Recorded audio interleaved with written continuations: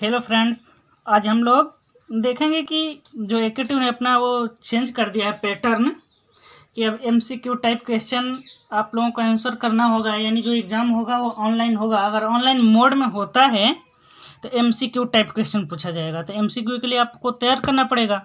तो आज हम लोग मैट्रिक्स चैप्टर, जो कि मैथमेटिक्स फर्स्ट का पहला चैप्टर है मैट्रिक्स, इसके जो एमसीक्यू क्वेश्चन जो हैं थोड़ा बहुत उसको हम लोग जानेंगे कि कैसे क्वेश्चन एग्जाम में पूछे जा सकते हैं। देखिए स्टार्ट करते हैं। Let us start. पहला क्वेश्चन दे रहा है कि determinant of A B C D is equal to क्या होना चाहिए।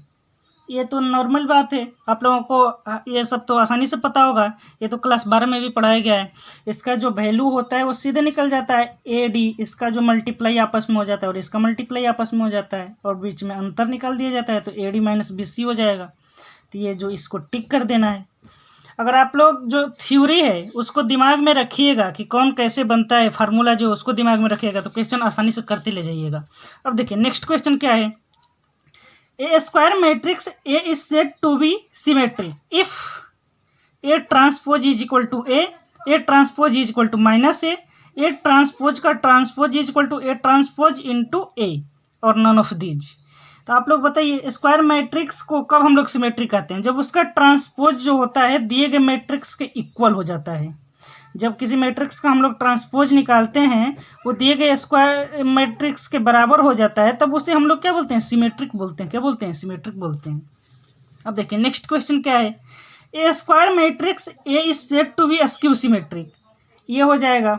ये सिमेट्रिक जो होता है उसमें ये होता है A transpose is equal to A, और स्क्यू सिमेट्रिक जब पूछता है तो उसमें होता है A transpose is equal to minus A. तो इसमें ये आंसर हो जाएगा, इसको टिक कर देंगे। अब देखिए नेक्स्ट क्वेश्चन क्या है। दिया है determinant of A B is equal to determinant of A plus determinant of B, determinant of A plus B, determinant of A into determinant of B और नन ऑफ दीज।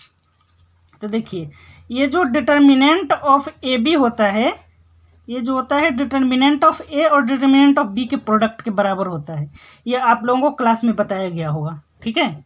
और ये जो है ये ध्यान रखिएगा कि determinant of A plus B जो होता है determinant of A plus determinant of B के इक्वल नहीं होता है, ठीक है। ये केवल मल्टीप्लिकेशन में लागू होता है। किस में लागू होता है? मल्टीप्लिकेशन में लागू होता है। तो ये बात हमको हमेशा याद रखनी पड़ेगी और ये बात भी हमेशा याद रखनी पड़ेगी। अब देखिए नेक्स्ट क्वेश्चन क्या है। अब देखिए नेक्स्ट क्वेश्चन दिया है if each element of a row और column is zero in a square matrix then the value of its determinant is. मान लीजिए कोई दिया है यहाँ पर स्क्वायर मैट्रिक्स, ठीक है। मान लीजिए इसमें 1 2 3 4 5 6 0 0 0 दिया है और इसका हम लोग डिटर्मिनेंट निकालते हैं। तो देखिए 1 इंटू ये 0 माइनस 0 हो जाएगा, फिर -2 इंटू फिर ये 0 हो जाएगा, ये 0 हो जाएगा तो 0 माइनस 0 हो जाएगा, फिर प्लस 3 इंटू 0 माइनस 0 हो जाएगा। तो इसकी जो वैल्यू होगी क्या होगी? 0 हो जाएगी। तो यही बात याद रखनी है कि अगर किसी स्क्वायर मैट्रिक्स का या तो रो या तो कॉलम 0 होता है तब उसका जो डिटर्मिनेंट वैल्यू होता है वो क्या हो जाता है? 0 हो जाता है। तो हम लोग 0 को टिक कर देंगे।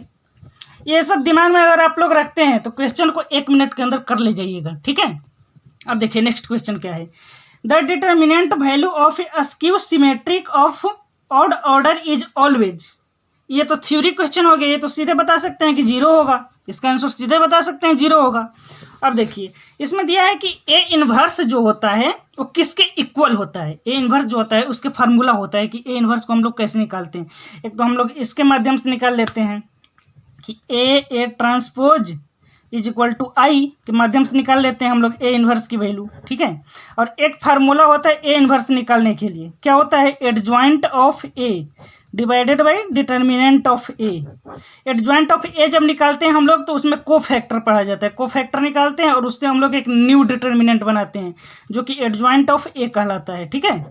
तो इसमें जो होगा adjoint of A divided by mod determinant of A. इसको मॉड नहीं पढ़ा जाता है, not mod A, not mod A determinant of A पढ़ा जाता है।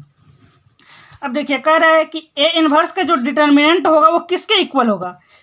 ए के इक्वल होगा। ये तो कभी नहीं हो सकता। ये ए के बराबर होगा, ये भी नहीं हो सकता, ये डिटर्मिनेंट ऑफ ए के बराबर भी नहीं हो सकता और ए के भी बराबर नहीं हो सकता। 1 डिटर्मिनेंट ऑफ ए के बराबर होगा, हाँ होगा, इसी के बराबर होगा। ये भी एक फार्मूला ही होता है, इसको भी आपको दिमाग में ही रखना पड़ेगा।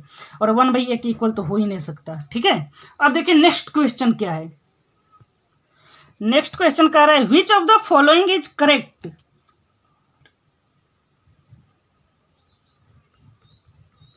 Correct for 3/3 matrices P Q are. ये 3/3 जो लिखा रहता है ये रो बाई कॉलम होता है, ठीक है, या कॉलम बाई रो होता है, जो भी होता है। अब देखिए दिया है P Q plus R is equal to P Q plus R P. ये तीनों मैट्रिक्स है, पी क्यू आर और मैट्रिक्स है तीनों के तीनों, तो P Q plus R P होगा, ये तो हो ही नहीं सकता। इसको होगा P Q plus P R के बराबर होगा, तो ये तो ऐसे ही गलत हो गया, हम लोग करेक्ट चुनना है, ठीक है। पी माइनस क्यू स्क्वायर, एक बात इसमें याद रखना है, देखिए इसको लिखेंगे हम लोग P square plus Q square minus P Q और माइनस क्यू पी। हाँ एक बात ये याद रखना है कि पी क्यू जो होता है मैट्रिक्स थ्योरी में क्यू पी के बराबर नहीं होता है। इन मैट्रिक्स थ्योरी, मैट्रिक्स थ्योरी में जो पी क्यू का प्रोडक्ट होता है वो क्यू पी के प्रोडक्ट के बराबर यानी इक्वल नहीं होता है। अब देखिए ये भी रॉन्ग हो गया। अब देखिए दिया है determinant of P plus Q is equal to determinant of P plus determinant of Q. ये हमने पीछे ही बताया है कि ये जो होता है एक दूसरे के इक्वल नहीं होता है। इक्वल क्या होता है कि अगर दो मैट्रिक्स का प्रोडक्ट दिया है, डिटर्मिनेंट उसका निकालना है, तो उसका जो डिटर्मिनेंट वैल्यू होता है डिटर्मिनेंट ऑफ पी और डिटर्मिनेंट ऑफ क्यू के प्रोडक्ट के क्या हो जाता है, बराबर होता है, ठीक। ये एडिशन में लागू नहीं होता है, इसलिए ये भी रॉन्ग हो गया। क्या हो गया, रॉन्ग हो गया। अब देखिए पी प्लस क्यू का होल स्क्वायर यानी P square plus P Q plus Q P plus Q square, अगर यहाँ इसको मिला के अगर 2pq लिखता तो ये भी क्या हो जाता, रॉन्ग हो जाता, लेकिन नहीं लिखा है, pq को अलग लिखा है, qp को अलग लिखा है, तो ये भी ये आंसर क्या हो जाएगा, करेक्ट हो जाएगा, यही आपका क्या हो जाएगा, आंसर हो जाएगा। अब देखिए दिया है the matrix p is the inverse of A matrix q if I denotes the identity matrix which one of the following options is correct। यहाँ पर कह रहा है कि p जो है इन्वर्स है किसका, देखिए p जो है इन्वर्स है किसका, p का, q inverse is equal to p दिया है, और जो i जो है वो आइडेंटिटी मैट्रिक्स, आइडेंटिटी मैट्रिक्स मतलब होता है 1 0 0 0 1 0 0 0 1, इसका जो मोड डिटर्मिनेंट वैल्यू जो होता है 1 के इक्वल होता है, ठीक है। इसी को हम लोग आइडेंटिटी मैट्रिक्स कहते हैं। अब देखिए क्या कहता है, देखिए हम लोगों ने सीखा था कि जैसे p हो गया, इसका इन्वर्स p इन्वर्स हो गया तो ये i के बराबर हो जाता है, ठीक है, क्या होता है, i के बराबर हो जाता है। तो अब देखिए P Q is equal to I, Q P is equal to I, but P Q is not equal to 1, Q P is not equal to 1, P Q is equal to I but Q P is equal to 1, P Q minus Q P is equal to I. तो अब देखिए इसमें आपका क्या option सही होता है, आप लोग इसे पॉज करके बताइए। देखिए किसी भी संख्या का अगर इन्वर्स लेते हैं, यहाँ देखिए पी क्यू जो है एक दूसरे के इन्वर्स हैं, तो ये तो सही है, P Q is equal to I, लेकिन इन दोनों का अगर हम लोग मानिए प्रोडक्ट निकालते हैं तो वो भी क्या होना चाहिए, 1 के इक्वल होना, 1 नहीं सॉरी आई के इक्वल होना चाहिए। किसके इक्वल होना चाहिए, आई के इक्वल होना चाहिए, ठीक है। कैसे इक्वल होगा ये भी अगर चेक करना है तो कर सकते हैं, क्यू पी का जो प्रोडक्ट होगा ये आई के इक्वल होगा, यानी पी क्यू भी, पी और क्यू एक दूसरे के इन्वर्स हैं, इन्वर्स मैट्रिक्स बन गए हैं, तो P Q is equal to I भी होना चाहिए और Q P is equal to I भी हो सकता है, ठीक है। तो ये ऑप्शन क्या हो जाएगा, मेरा करेक्ट हो जाएगा। आज हम लोगों ने कुल कितने क्वेश्चन किए, 10 क्वेश्चन किए। ऐसे ही क्वेश्चन नेक्स्ट क्लास में करेंगे, मैट्रिक्स का ही कुछ क्वेश्चन करेंगे। ये पार्ट 1 हो गया, अब पार्ट 2 में हम लोग फिर से 10 या 15 क्वेश्चन करेंगे। आप लोग इससे जुड़ जाइए, और चैनल को सब्सक्राइब नहीं किए हैं अगर तो चैनल को सब्सक्राइब कर दीजिए। ऐसे ही आपको नेक्स्ट वीडियो मिलता रहेगा और न्यू वीडियो मिलते रहेंगे कि मैट्रिक्स या डिफरेंशियल इक्वेशन या जो भी चैप्टर है आपको उसमें एमसीक्यू क्वेश्चन जो होता है, मल्टीपल चॉइस क्वेश्चन जो होता है, वो कैसे पूछे जा सकते हैं और आप क्वेश्चन को कैसे आसानी से सॉल्व कर सकते हैं कुछ ही मिनट में, कुछ ही सेकेंड में, ठीक है। तो इससे जुड़े रहिए आप लोग और नेक्स्ट लेक्चर का वेट करिए। Thank you class.